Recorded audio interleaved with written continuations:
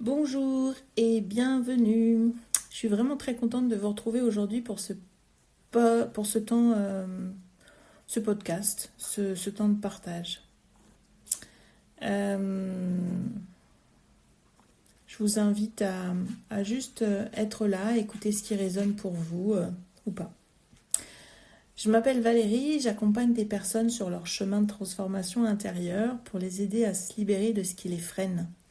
Et pour retrouver plus de clarté, plus de liberté d'être et surtout plus de joie dans leur vie.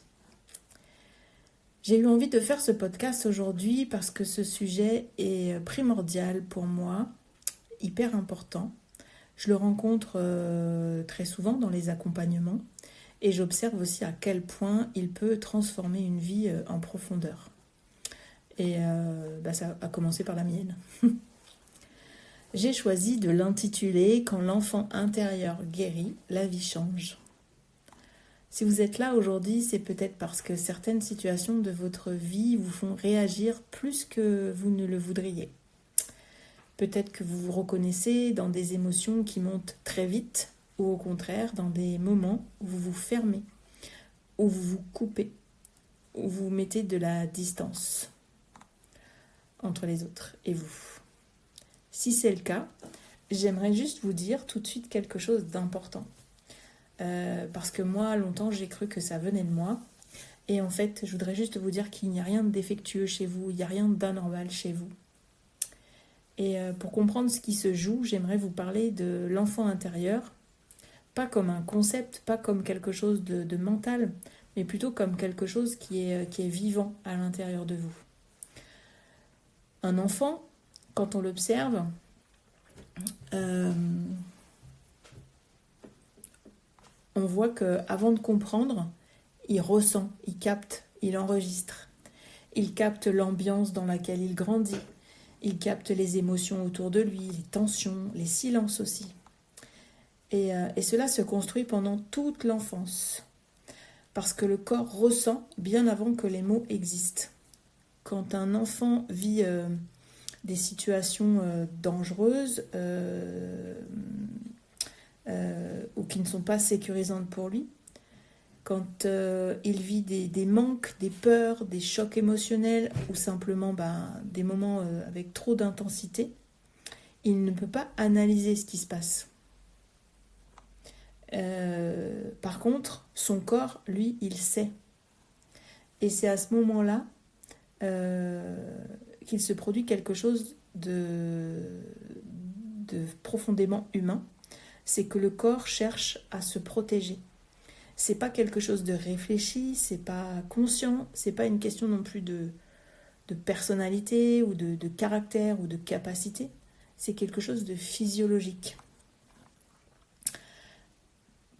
En fait, à l'intérieur de vous, il existe un système qui est très ancien, qui gère la sécurité intérieure. C'est le système nerveux autonome.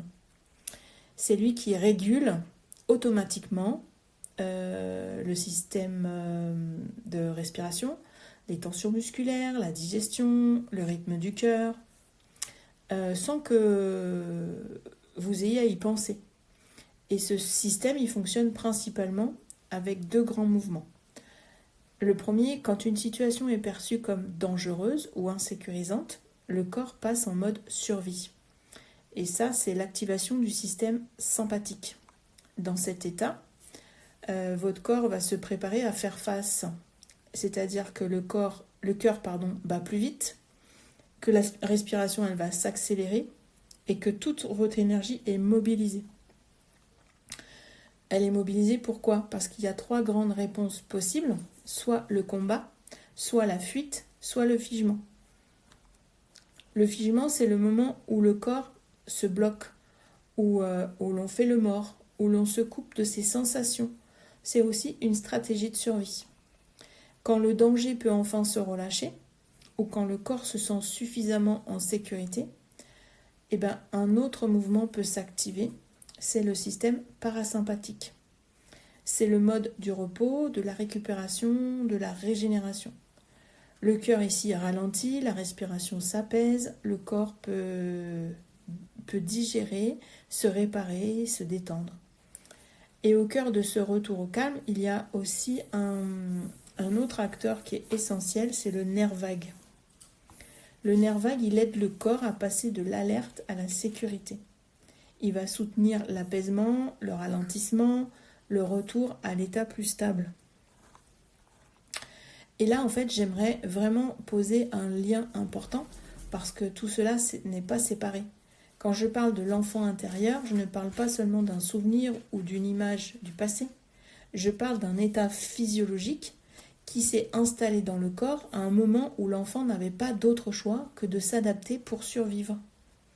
Alors il peut y en avoir plusieurs, c'est ça le truc. Il n'y a pas qu'un seul moment, il peut y avoir plusieurs moments.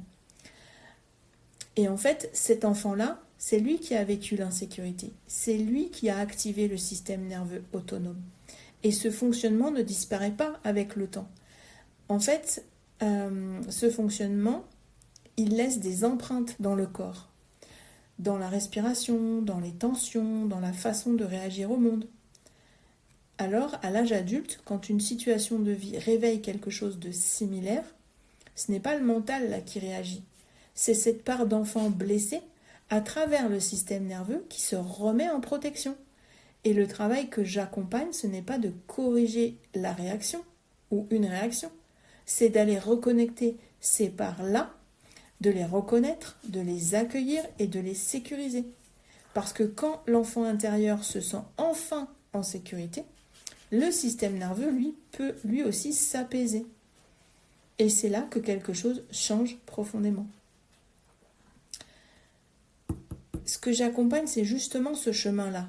Aller à la rencontre de ces parts de vous qui ont appris à se protéger, les reconnaître, les accueillir, les sécuriser, pas pour les faire taire, mais pour leur dire intérieurement « Je suis là maintenant, tu n'es pas seul, je te vois, je te reconnais ». Et lorsque ces parts se sentent en sécurité, le corps peut commencer à se détendre, la respiration se pose, les tensions vont diminuer et progressivement, vous sortez de la réaction. Et vous pouvez alors accueillir ce qui est, faire des choix plus conscients et agir depuis un espace plus calme, plus aligné. Pour moi, c'est là toute la différence en fait entre réaction et action. La réaction, elle va naître d'une insécurité intérieure, alors que l'action, elle naît d'un espace sécurisé.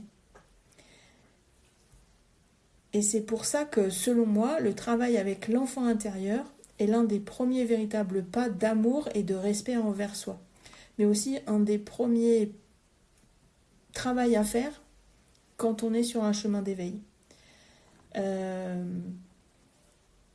C'est un vrai pas d'amour à faire vers soi. C'est pour se reconnecter, pour être dans cet amour authentique, ce respect de soi, de son corps, de tout son être en fait. Ouais, c'est vraiment ça. Pour retrouver cette liberté d'être, cette joie et ce pouvoir personnel. J'aimerais terminer cet épisode en vous laissant avec une invitation qui est la suivante. Guérir son enfant intérieur, ce n'est pas effacer le passé. Ce n'est pas nier non plus ce qui a été vécu. C'est reconnaître ce qui a manqué, ce qui vous a manqué, et s'offrir aujourd'hui la sécurité qui n'a pas toujours été possible hier.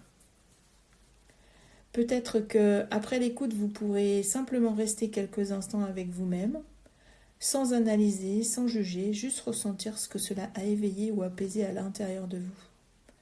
Parce que parfois, et j'en suis le témoin, ça m'est arrivé très souvent tout au long de mon parcours d'éveil, le changement il commence comme ça, dans un espace d'écoute, de douceur et de présence. Et ça vient amener des prises de conscience énormes. Voilà. Je vous remercie de ce temps que vous m'avez accordé. Je vous dis à très bientôt pour un prochain partage.